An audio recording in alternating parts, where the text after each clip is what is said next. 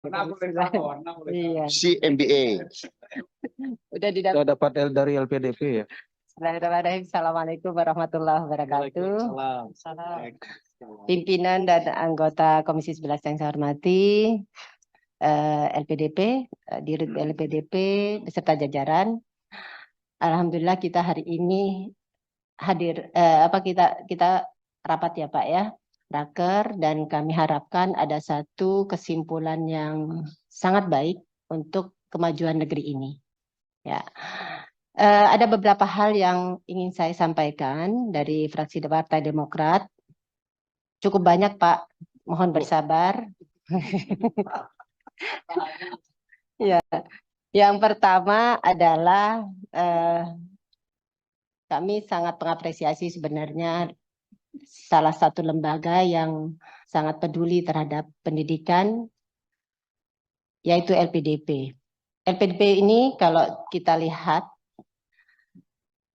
mengelola aset atau aset under manajemennya atau AUM-nya itu sangat jumbo, sekitar 104 triliun. Luar biasa Pak ini Pak. Duit semua ya Pak ini Pak. Duit dari mana nih? Hampir mendekati AUM pengelolaan haji. Kalau saya bandingkan antara AUM-nya LPDP dengan AUM-nya dana haji, pengelolaan dana haji hampir sama. Nah, tentunya perlu pengelolaan investasi yang profesional dan prudent agar hasilnya optimal dan bisa digunakan untuk meningkatkan kualitas pendidikan, kebudayaan, dan riset yang berguna bagi masyarakat. Dalam alokasi aset tersebut, ditempatkan ke obligasi korporasi hampir 2%. Kami ingin mengetahui obligasi korporasi apa saja yang dibeli oleh LPDP dengan beserta ratingnya. Walaupun alokasinya tidak besar, namun kami perlu LPDP melakukan kehati-hatian karena risikonya sangat tinggi, cukup tinggi ya Pak. Jadi karena dana yang aset yang Bapak kelola ini cukup besar. Itu yang pertama. Yang kedua, dalam highlight kinerja LPDP, jumlah antara lulusan program beasiswa bila dibandingkan dengan proyek riset yang ada, kita bandingkan ini, masih terbilang cukup timpang. Sepertinya bahkan tidak mencapai 50%-nya untuk proyek risetnya. Apa yang latar belakangi hal tersebut? Dan seharusnya jumlah proyek riset bisa lebih banyak lagi di tahun 2023 nanti. Ya. Berapa targetnya? Mengingat dana yang diterima LPDP cukup besar dan pandemi sudah bukan tantangan lagi. Bukan tantangan yang utama lagi. Masih tetap tantangan tapi bukan utama. Itu yang kedua. Kemudian yang ketiga, layanan investasi LPDP tahun 2023, salah satunya adalah melaksanakan investasi yang mendukung proyek strategis nasional dan ekosistem keuangan keberlanjutan. Proyek strategis nasional apa saja yang akan didukung oleh LPDP untuk mendukung layanan proyek strategis nasional dan ekosistem keuangan yang berkelanjutan tersebut, ya Pak. Karena kami belum mendapatkan gambaran tadi Pak secara lengkap. Kemudian yang berikutnya, kami juga ingin mendengarkan penyampaian mengenai penandatanganan kerangka investasi antara LPDP INA sebagai wujud sinergi Endowment Fund Foreign Wealth Fund Indonesia yang diharapkan dapat meningkatkan pengembangan portofolio LPDP. Bagaimana dampak sinergi LPDP dengan INA dalam membangun kepercayaan sebagai lembaga pengelola dana investasi di mata dunia? Dan seperti apa outcome-nya dari kelolaan investasi bersama tersebut? Kami berharap investasinya akan dikelola secara prudent, memberikan keuntungan yang optimal yang disesuaikan dengan resikonya, serta memenuhi kaidah ESG global. Itu yang keempat. Kemudian yang kelima, Pak, bagaimana LPDP ini dapat berkontribusi untuk pendanaan riset peningkatan penggunaan produk dalam negeri? Ini belum kami dengar tadi. Karena kami fokus terhadap pemberdayaan produk dalam negeri. Ini tidak lain merupakan check and balance masyarakat untuk memastikan bahwa kualitas dan luaran yang didapatkan memang sesuai dengan visi misi LPDP. Kemudian yang berikutnya, selama LPDP ini berdiri, kita perlu menegaskan bahwa penerima beasiswa adalah agen perubahan tentunya. Untuk itu, para penerima beasiswa harus kembali ke Indonesia. Jangan sampai seperti yang Prof sampaikan tadi, menikah gitu ya Pak, tinggal di sana dan tidak kembali ke Indonesia. Dan tentunya memberikan kontribusi kepada negara ini setelah menyelesaikan pendidikan. Pay it forward kepada seluruh masyarakat Indonesia itu pasti ya Pak ya. LPDP dititipi uang oleh rakyat dalam jumlah amat besar. Dikelola yang baik, dipakai yang baik, ini tidak lain merupakan check and balance masyarakat untuk memastikan bahwa kualitas dan luaran yang didapatkan memang sesuai dengan visi misi LPDP. Kami mengharapkan beasiswa ini nantinya mampu menciptakan multiplier effect yang positif dan optimal bagi kemakmuran kesejahteraan Indonesia. Mungkin LPDP bisa menjelaskan kepada kami sejauh apa multiplier efeknya hingga kini, yang bisa mungkin bisa juga memaparkan kepada kami mengenai educational impact, menunjukkan bahwa investasi di bidang pendidikan itu memang baik dan return fund-nya seperti apa.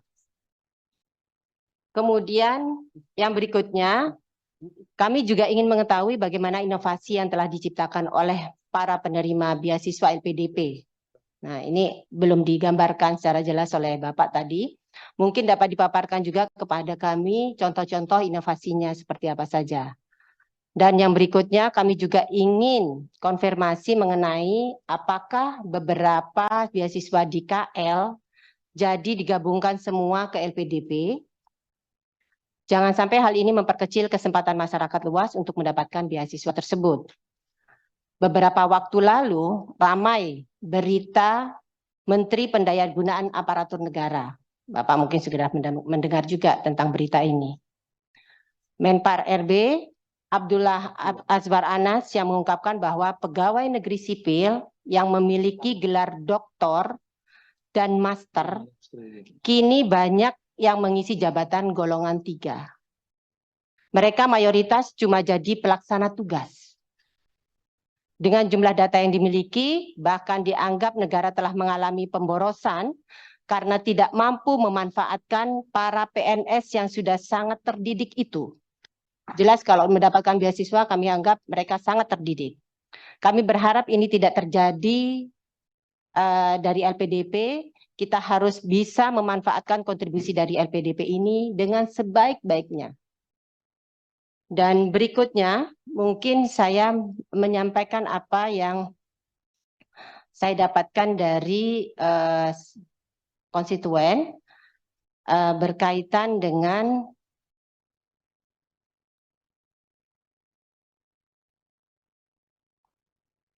ini Pak, saat ini kan program pemerintah untuk wajib belajar sampai 9 tahun. Ya. Dan ada juga yang 12 tahun.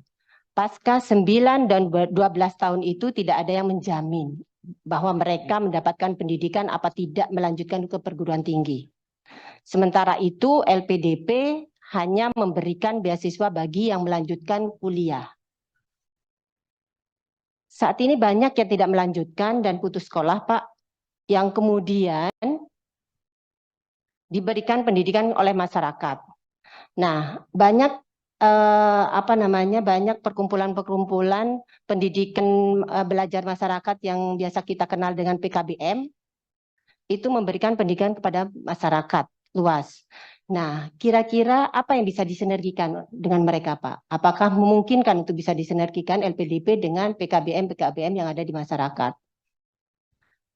Kemudian yang terakhir, ini kaitannya dengan